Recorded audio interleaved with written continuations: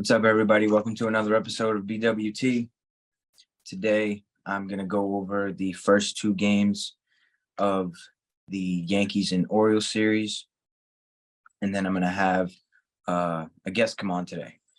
I'll tell you a little bit more about him later on, but let's get right into these games. First game started off in the top of the first. Adam Frazier, he hit a RBI double, his 6th of the season, with 2 RBIs to put the Orioles up 2-0.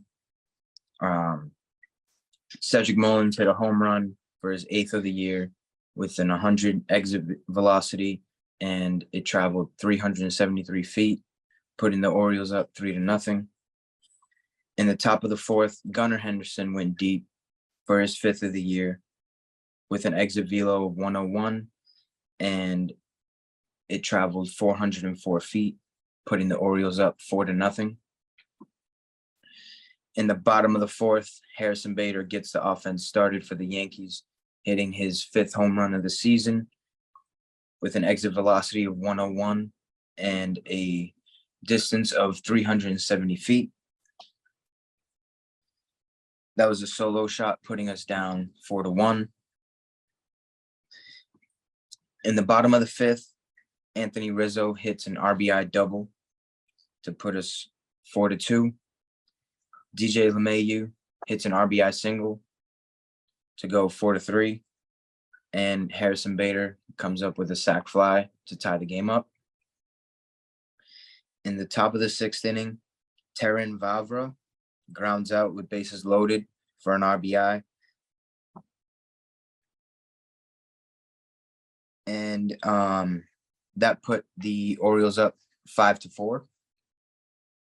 And the game stayed tied until the bottom of the 9th inning when Aaron Judge went deep for his 14th time of the season, tying up the game with an exit velocity of 102, traveling 403 feet. And then in the bottom of the 10th, the rookie, the kid, Anthony Volpe, hits a sac fly for his first career walk-off. We win 6-5. Garrett Cole started this game for the Yankees. He got the no decision because when he came out, he was down and the Yankees offense picked it up.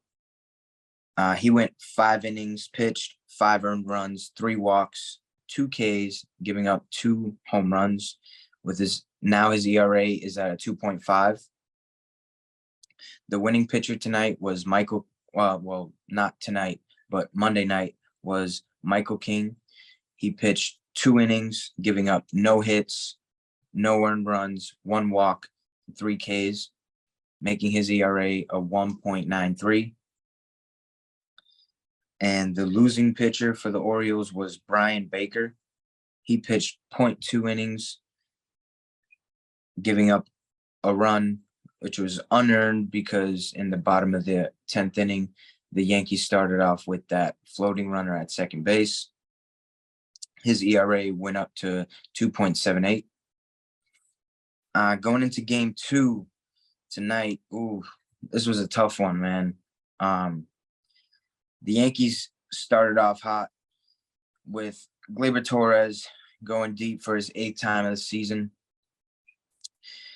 to put the Yankees up 2-0 with an exit velocity of 108, traveling 414 feet.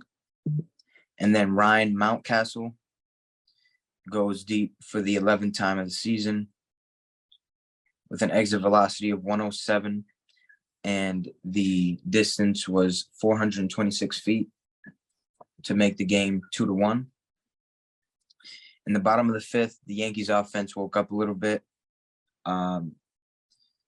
IKF Isaiah Kiner-Falefa goes deep for his 3rd time of the season, going for an exit velocity of 100 miles per hour and with a distance of 389 feet for a 2-run home run.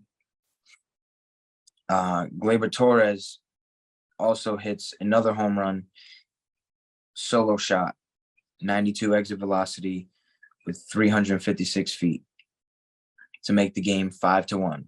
At this point, the Yankees had a 92.3% to win the game.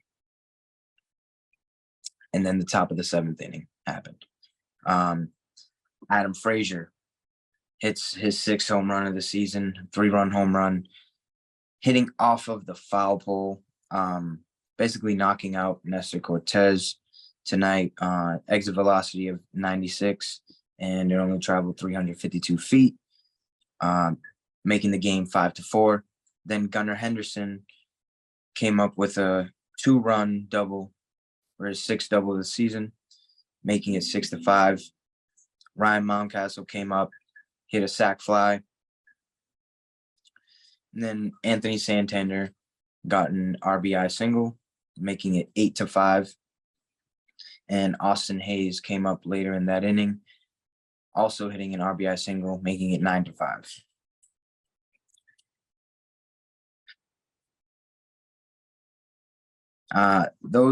Those runs that scored right there were the first runs that the Yankees bullpen has let up in 22 1/3 inning.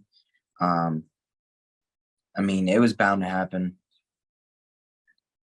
It sucks it happened this way, with them scoring 8 runs in the top of the 7th inning. And that basically was the game there. The Yankees threatened in the bottom of the 7th. They had bases loaded, 1 out. Anthony Rizzo comes up. He gets an RBI single. And then there was a strikeout and then a ground out. And that was the only opportunity that we had, and we blew it. The winning pitcher was Mike Bowman. He threw an inning, making his ERA 3.8, and he remains undefeated on the season. The losing pitcher for the Yankees was Jimmy Cordero tonight. He only threw 0.1 of an inning, giving up 4 earned runs, 1 K, 1 walk, making his record 3-2, and his ERA is also at 3.8. Felix Bautista got the save for his 12th save of the season, making his ERA a 1.4. The way that I see this series going right now, they got one more game tomorrow night. If you got the lead early on, it's not looking good for us. Whoever has it, because the Orioles were up 4-0 in the first game, and then the Yankees were up 5-1 in the second game. So 4-run leads really aren't safe in this series. Hopefully the Yankees can come out tomorrow and get game 3 of the series, so we can win another series and keep moving up in the standings while we bring the Orioles down. So now I'm going to bring on a good friend of mine. We met a while ago. It was about 14, 15 years. We started playing baseball together, and we grew a brotherhood from there. Went to college together, ended up winning a couple national championships. My brother, Jovan Enriquez. Hey, what's up, Ted? How you doing? Good, man. How you doing? How you feeling Doing today? good, I'm doing great, man. Thank you for having me on here. And yeah, I appreciate it. Happy to have this conversation, talk some baseball with you, man. Yes, sir. Yes, sir. Thanks for coming on. Appreciate it. Yeah, so I mean, just to tell you a little bit about myself. Like you said, played some baseball together. We played some college ball. We had some great years together. Won a couple championships. But I'd say that this brotherhood started way back in the day when we played on the Giants together. That all stemmed through playing with my dad. Yeah. We were able to compete at a high level back then, compete for some championships. Unfortunately, we didn't get to win them, but all those championships built us to become who we were, and we understood what it took to work hard and get what we want, to be good teammates and help others out. So a lot of good stuff there. Yeah, definitely. You definitely bring up some tough memories. Those championships. I'll never forget that overthrow. Yeah, I blew it, guys. I blew it. Hey, I started that inning with an overthrow to Fralin, so I I mean, still get nightmares of that one too. yeah, but if I make that play, you don't even think about your play. So It's true. It's true. I'll wear it. I'll wear it. Um, how long have you played baseball? I started playing baseball when I was about 5 years old. Um, I'm pretty sure my mom told me that my first word was actually ball. Um, so ever since a little kid, I just love the game of baseball. But I think I really grew a love for the game about probably 9 years old. Well, that's when I can remember really loving the game, about 9 years old, because that was when we started to move away from like coach pitch, and they started letting us pitch as little kids, and I just loved letting the ball go, and from there I knew like this is something I wanted to do for the rest of my life. Yeah, for sure. Mhm. Um, and are you still mentioned you mentioned that you wanted to do this for the rest of your life? We all know that we can't play forever. Yeah. Are you still playing, or what are you doing for the game today? Yeah, so I am still playing. I'm just pitching in the Sunday league, but definitely not where my focus is at this time. I'm really focused on giving back to the young kids, trying to give them all the knowledge that I gained through all the years that I played, and try to help these players develop and teach them, some of the things that I wish I knew growing up. So yeah, basically that's what I'm giving back to the game right now. Just trying to teach these young guys, stay disciplined and really focus on the schoolwork, not just being on the field. And us, we were some knuckleheads back in the day, Yeah, and I think we could have focused more on our schooling, and we could have probably put ourselves in better position to succeed. But I mean, we did a great job for ourselves for what we had. But I try to preach to the young guys a lot. You got to focus on the grades and being a good person all around. It's not yeah, just, and that'll also result in your game too. for sure. Um, why did you start playing baseball? It definitely has to be because of my dad. My dad introduced the game to me, and it was just a way that me and my dad were able to bond together. So I loved playing the game. We would just go out in the backyard, play catch. He'd throw to me all day long, hit me ground balls, hit me pop flies, whatever the case may be. But it was something that me and my dad bonded over, and I love spending time with my dad. So um, from that moment on, I mean, it was just that's when I love the game from there on out. Yep, man. Your dad, man, he's probably hit endless amount of ground balls, endless amount of fly balls, endless amount of BP. Yep. Uh, shout out to your dad, man. He's what he's doing is great, and I'm glad to be a part of it at the dugout. Yep. So am I, man. So am I. We're blessed. Yeah, for sure. I wish we had that when we were playing, but like you said, now it's time for us to give back to the youth so they can make it further than us.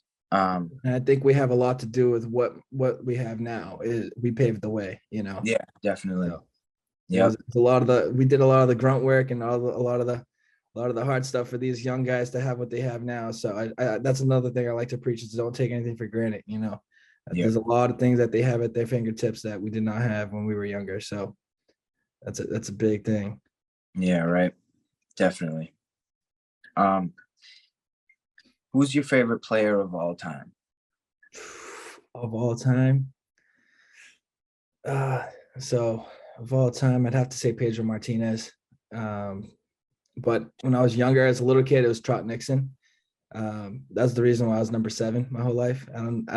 Nobody knew that. That's why that was my number my whole First life time I'm growing hearing up. Yeah, so he was my favorite player just because of the way he got after it. He was a dirt dog. That was his nickname, the dirt dog.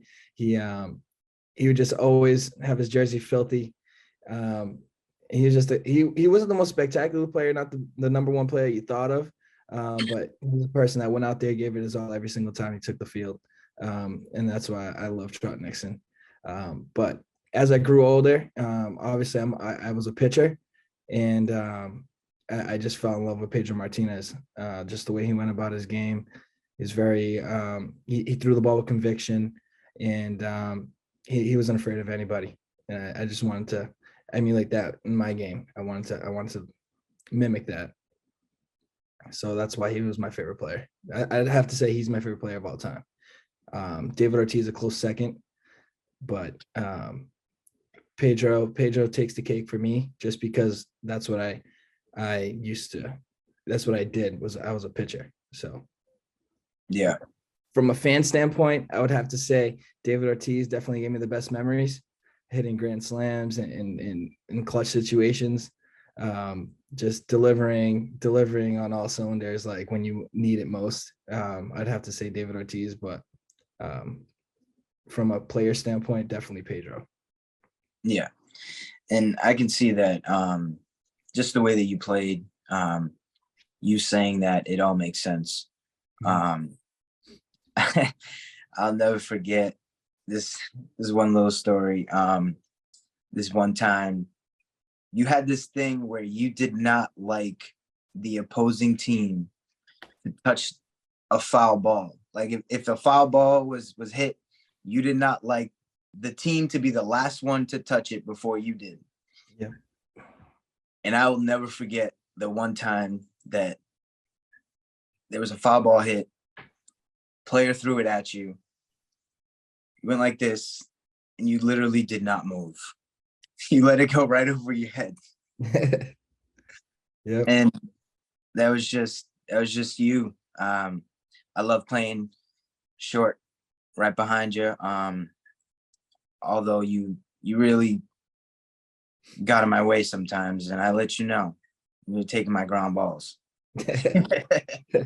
But man, it was fun watching you pitch. The way you went out there and basically, like you said, just try to be the most dominant that you can be. And man, hats off to you, man. Thank you. I appreciate that, Teddy. And same goes to you, man. You put in a lot of work. You were someone that, I always aspired to be like your work ethic. You were always at the field, an hour before everybody else got there, and you always stayed an hour after everybody left. So that was something that I always respected about you. You always got after it. And yeah, man, it showed in your play too. You know what I mean? Yeah, for sure. My favorite player of all time, Derek Jeter. You know it. He's got this quote. When I was a little kid, I had my wallet and I had a quote in it. It was, "Hard work beats talent when talent doesn't work hard." And that's really what I tried to do. I tried to just work, and work, because at the end of the day, that's all I was trying to do. And for me, for you to say that, that's the first time that I hear you say that. It feels good that what I was trying to do was actually saw and noticed, and it makes me feel good about my craft and the way I went after it. Mhm. What is your take on the Red Sox season so far? Honestly, in the off season, I thought they were going to be much less talented than they are now. Although I knew that they did have some young talent that I was excited about, but they are exceeding my expectations. Even though they are in last place right now, they are exceeding my expectations. The pitching staff, I think they're right now. The pitching staff is starting to gain its traction. Like we just moved Kluber into the bullpen, and we just moved Pavetta into the bullpen. Both of them, we didn't give them a short leash. We gave them a very long leash. We let them try to figure the problems out. And they just couldn't figure it out. We have a healthy James Paxton. He's looking good out there right now. Even though tonight he did have a rough start, but that happens to everybody, you know what I mean? But his first couple starts back, great stuff. I think he had like above 8Ks his first outing out. Yep. Brian Bellows, an exciting pitcher to watch. Tanner Houck is another exciting pitcher to watch. We have Garrett Whitlock coming back. Chris Sale is also looking back to normal. I think we have a rotation that can be pretty competitive, and I think that if everybody is hitting on all cylinders, we should be good. And the lineup is great.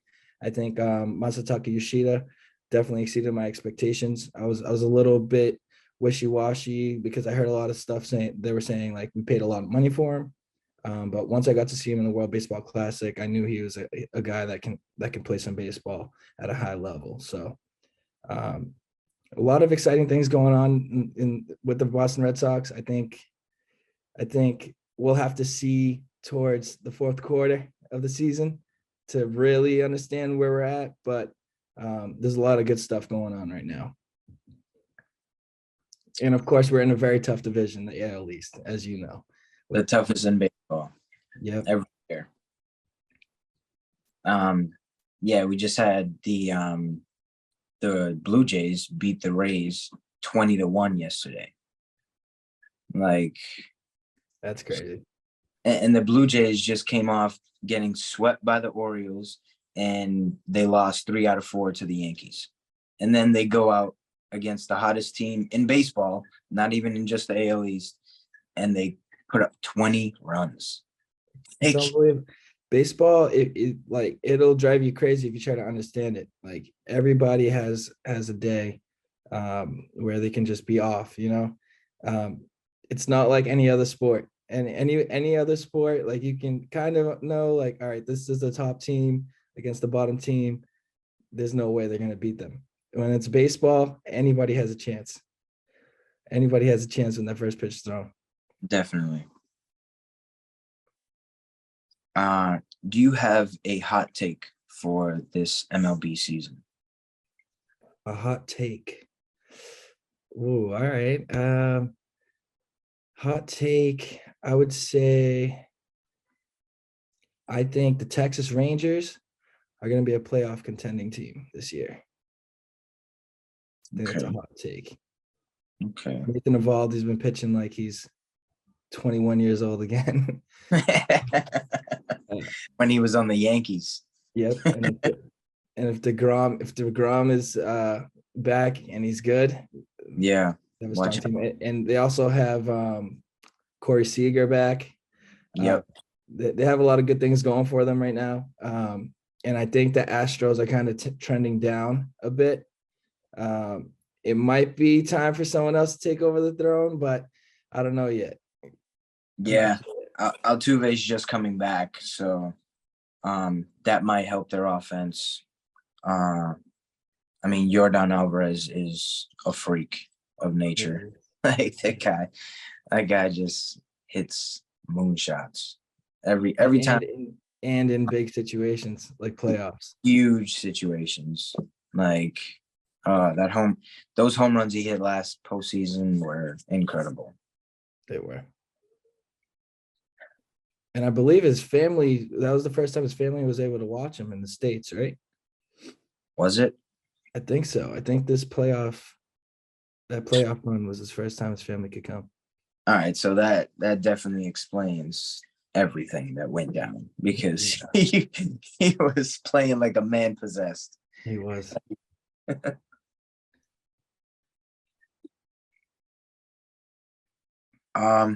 Do you got anything that you're looking forward to in the near future this weekend? Maybe.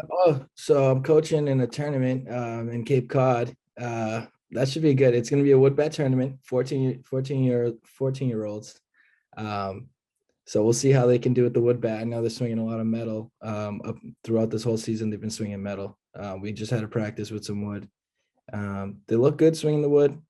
but we'll see once we get some pitching, some live pitching ABs. We'll see how that goes.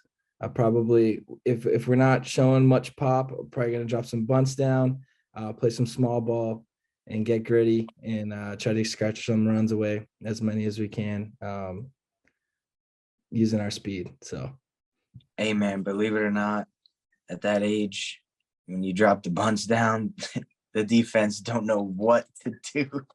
you got that right. It's quite insane. I don't know if the coaches just don't work on it or if the kids just like panic in a freak situation.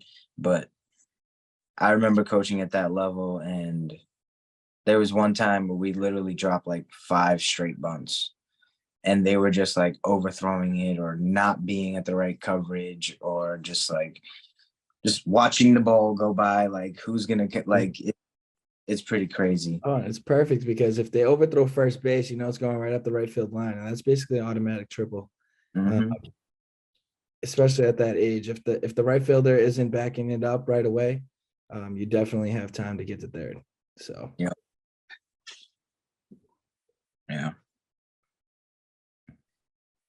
Yes, All sir. right, man. That's all I got for you tonight. All right, cool. Well, thank you for having me on here. Thanks to Refuse to Lose. We're gonna just keep balling, doing what we do. You already know. And I'll see you at the dugout soon.